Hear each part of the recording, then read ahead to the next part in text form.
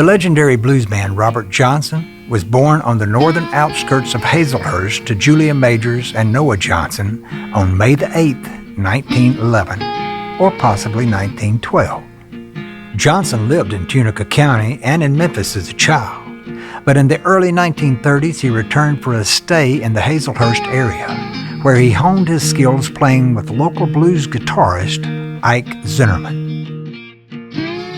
Robert Johnson's complete body of only 29 songs is considered, and they're from 1936 and 37, is considered the high point of blues music, like the Holy Grail.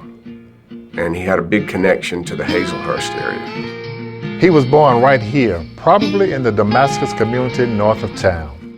He later returned often to perform and fathered his only known child with a local woman.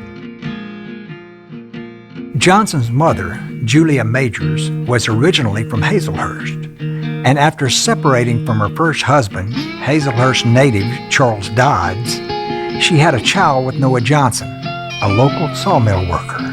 Robert Johnson's year of birth is frequently reported as 1911. But the ages given on 2 marriage licenses, school records, and his death certificate suggest birth dates ranging from 1907 to 1912. Since he is not listed in the 1910 census among his mother's children, 1911 or 1912 are more likely. Shortly after Johnson's birth, his mother moved to the Delta and sent Robert to Memphis to live with a family named Dodds, and they changed his last name to Spencer. In the late 1910s, Johnson moved to the Abbey and Letterman plantation near Robinsonville, Mississippi, to live with his mother and new husband, Dusty Willis. Some confusion about the details of Johnson's life has stemmed from his using the names Johnson, Dodds, Spencer, and Willis. He began actively performing music while in his teens, and around 1930 came to the attention of local blues powerhouse, Son House, who later recalled at the time Johnson could only make a racket on the guitar. In the early 30s, Johnson returned to the Hazelhurst area, where he studied with guitarist Ike Zinnerman of Beauregard, 10 miles south of Hazelhurst.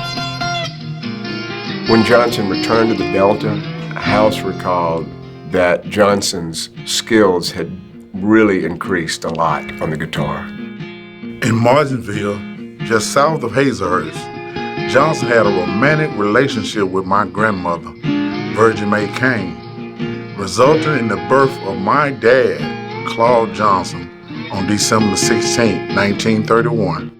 In 1998, the Chancery Court of Lafleur County determined that Claude Johnson was Robert Johnson's son and the legal heir to his considerable estate.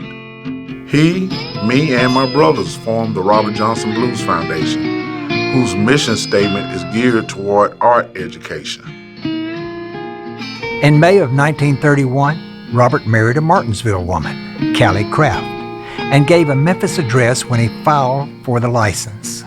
Johnson traveled widely, but continued to visit the Hazelhurst area, where he stayed with his aunt, Clara Majors Rice. Her son Howard recalled, in addition to the guitar, Johnson played both piano and the pump organ. Among the musicians who played with Johnson during these years was guitarist Houston Stackhouse, who recalled performing with him at the Frank Ford Plantation outside of Crystal Springs.